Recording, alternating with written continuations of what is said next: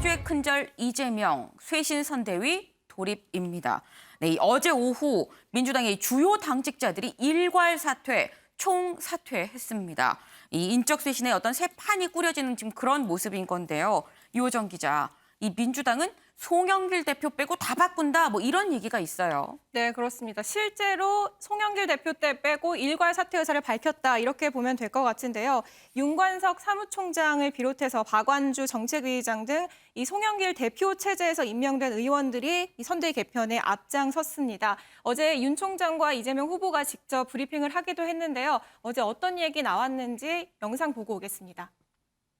저희 민주당의 주요 정무직 당직 의원들은 비장한 각오로 새로운 민주당을 만들기 위해 선당후사의 마음으로 일괄 사퇴의 뜻을 함께 모았습니다. 저는 사실 이제 정무직 당직자의 거취 문제는 뭐 제가 그걸 요구하지는 않았고 다만 그런 움직임이 있다는 얘기는 제가 얼핏 들었긴 한데 이렇게 결단해 주실 줄은 사실 잘 몰랐습니다. 내년 대선 승리를 위해서 모든 것을 내려놔 주신 용단으로 감사하게 생각합니다. 네, 이재명 후보가 새로운 민주당을 선언한 지 이틀 만에 굉장히 빠른 결단이 나온 건데요. 이 후보는 지금 들으신 것처럼 대선 승리를 위한 용단으로 평가하면서 송 대표와 후속 인선을 협의하겠다고 밝혔습니다. 누가 인선이 될지 또 실제로 이 사퇴 의사를 표명한 모든 의원들이 바뀔지도 관심이었는데요. 오늘 바로 인사가 나왔습니다. 네. 이 신임 사무총장에 이 후보의 최측근으로 꼽히는 재선의 김영진 의원이 임명이 됐고요. 전략기획위원장에는 이 후보의 정무조정실장인 재선의 강훈식 의원이 임명됐습니다. 네, 뭐 정말 이재명 후보 이 말뿐이 아니라 실제로 전권이 실린 이런 모습이 아닌가라는 생각이 드는데요. 이 정권 쥐고 몸은 또 한층 가벼워진 이재명 후보, 이 속도감 있는 법안 처리를 또 이 강조를 했습니다. 그 모습 영상으로 같이 보고 오시죠. 깊이 성찰하고 반성하고 또 앞으로는 지금까지와는 완전히 다른 변화되고 혁신된 새로운 민주당으로 거듭나겠다는 의미로 제가 사죄의 절을 한번 드리도록 하겠습니다.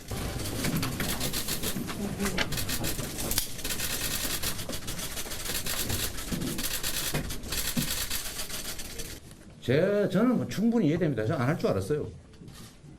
할 생각이 전혀 없는 사람들입니다. 뭐 패스트트랙이든 안건 조정이든 뭐 그걸로 그냥 결정해서 최소한 그 절차라도 확고하게 진행을 좀 해주시는 게 이 법안만 해도 지금 벌써 10건이나 돼가지고 참 아니 어차피 그 저기 패스트트랙인지 그거 태우는데 한 건 많이 태워버리지 뭐 그게 훨씬 효율적이지 않습니까? 너무 많습니다. 아이 그냥 하면 되지 뭘 그랬습니까?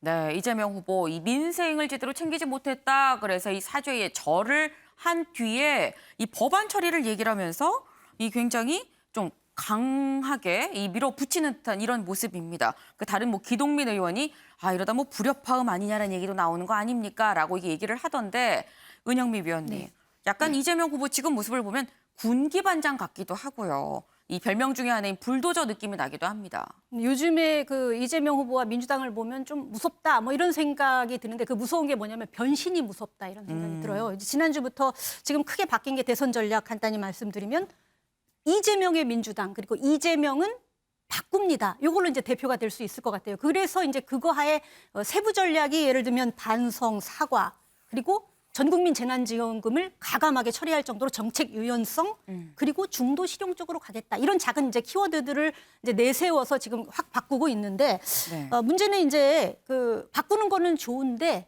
좀 뭐 자칫 이런 것들이 좀 쇼로 비춰질 수 있다 이런 거잖아요. 그래서 지금 하는 게 정책과 입법으로 뒷받침돼야 된다는 거죠. 뭐 눈물 많이 흘리고 사죄하고 뭐 선대위라든가 당의 뭐 조직도를 바꾸고 뭐 인물들을 바꾼다고 해결되는 게 아니라 정책이나 입법으로 뒷받침을 해야 되는 건데 그래서 아마 이제 오늘 회의도 입법을 좀 강화해야 된다 하면서 의원들에게 빨리빨리 해달라 이런 아마 요청을 한 것 같아요. 그런데 다만 이제 제가 우려하는 점은 오늘 이 얘기가 좀 나왔습니다만 뭐 패스트 트랙까지는 정해진 절차고 법적인 절차입니다만 다소 야당과 행정부하고 협조하지 않더라도 민생 법안이면 그냥 밀어붙여라. 단독으로라도 해라. 이런 그런 뉘앙스가 미치는 말을 지난번에도 좀 했었는데 이번에 또 나왔거든요. 그래서 이재명이 바꾸고 반성한다. 민주당에 대해서 반성한다고 사죄한다면서 절을 했는데 민주당의 잘못한 점이라는 거는 뭐 부동산 정책 실패, 그다음에 내로남불도 있지만 입법 독주라든가 오만 이런 것들도 사실 있어요. 사과해야 될 부분 내로남불이나 부동산 정책만이 아닙니다. 입법 독주나 오만 이런 것들을 사과해야 되는데 오늘 이재명 후보의 말에서 비춰보면은 야당이나 행정부는 무시하고 민주당이 방향 잡고 그냥 가면 된다. 앞으로 가자 전진 뭐 이런 식으로 얘기를 하는데 이거 자칫 과거 민주당이 했던 잘못을 다시 반복한다는 얘기가 될 수 있거든요. 그래서 자칫 추진력이 양면의 동전의 양면처럼 독선적이다, 독재를 할 수 있다라는 그런 모습으로 비춰질 수 있기 때문에 이런 부분들은 앞으로 이재명 후보가 지금 잘 해 나가고 있는데 굉장히 좀 이렇게 신중하게 좀 다시 한번 좀 되짚어볼 부분이 아닌가 이런 생각이 듭니다. 네, 이재명 후보의 강한 추진력이 자칫 이 협치가 배제된 이 독선으로 비춰질 수도 있다라는 우려를 주셨습니다. 예, 이호정 기자, 이재명 후보 이 강한 드라이브가 확실히 좀 걸린 건지 이 힘이 굉장히 좀 실리는 모습입니다. 그러다 보니까 의원들이 이재명 후보에 대해서 열심히 공부를 하고 있다고요. 네, 그렇습니다. 일일 이재명이란 말까지 나왔는데요. 민주당 의원들 사이에서 이재명 알기 그리고 이재명 알리기 열풍이 불고 있습니다. 이 후보의 일정이나 뭐 공약을 SNS에 공유하는 건 물론이고요. 이 후보 관련 책을 읽고 나서 독후감을 쓰기 시작했습니다. 지난 20일 허영 의원이 저렇게 이재명 후보의 책 사진과 함께 전쟁 같은 삶 속에서 달궈진 맷집과 가능성에 대한 믿음과 의지를 읽을 수 있었다라면서 이런 짧은 독후감을 올리기도 했고요. 이틀 뒤에 김원희 의원도 뭐 의무감에 읽었지만 시간 가는 줄 모를 정도로 빠져들었다라는 이런 SNS를 올리기도 했습니다. 사실 후보 선출 한 달이 좀 지난 시점에서 이 열풍 좀 늦은 감이 있지 않나 싶은 생각도 드는데요. 여기엔 좀 당 안팎의 압박도 영향을 미쳤습니다. 이 국회의원 경험이 없는 영선 의원이기 때문에 영선 후보이기 때문에 민주당 의원들과 좀 접점이 부족하다라는 지적들이 나왔는데요. 이 때문인지 최근에 송영길 대표가 이재명 공부를 직접 당부하기도 했고요. 당 차원에서 뭐 왜 이재명인가에 대한 이 홍보 자료를 배포하기도 했거든요. 이런 움직임에 의원들의 변화하는 모습도 보이고 있는 상황입니다. 네. 근데 독후감 내용이 전부 이 찬사 일색이라는 게 좀 눈에 띕니다. 그런데 이런 흐름에 좀 걸림돌이 되려나라는 점을 의식한 건지 이수아 기자, 이재명 후보가 이 과거에 있었던 논란에 대해서 먼저 나서서 좀 해명을 했습니다. 네, 이 조카 논란에 대해서 해명을 했는데요. 제가 기억하기로는 이재명 후보가 이 조카 사건에 대해서 직접적으로 사과한 것은 이번이 처음인 것 같습니다. 과거에 배우 김부선 씨가 부적절한 관계였다, 뭐 이런 의혹을 해결하는 차원에서 간접 언급한 적은 있는데 이번이 직접 언급은 처음이 아닌가 싶고요. 이 후보의 조카 지난 2006년 서울 강동구에서 헤어진 여자친구 집을 찾아가서 이 여자친구와 모친을 흉기로 수차례 찌른 혐의를 받고 있습니다. 그래서 판결이 나와서 무기징역을 살고 있는데요. 당시 이 후보는 조카의 1, 2심 변호사를 맡았습니다. 여기에 대해서 사과를 한 거죠.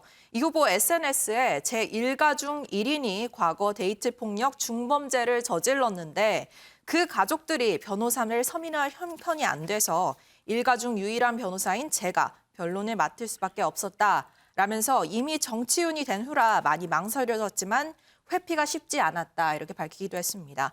갑작스럽게 이 후보가 이 얘기를 밝힌 건 아니고요. 이 후보 어제 일정 중에 이 데이트 폭력으로 숨진 피해 여성의 유가족과 만나는 일정이 있었습니다. 이 뒤에 소회를 SNS에 남기는 과정에서 언급을 한 거고요.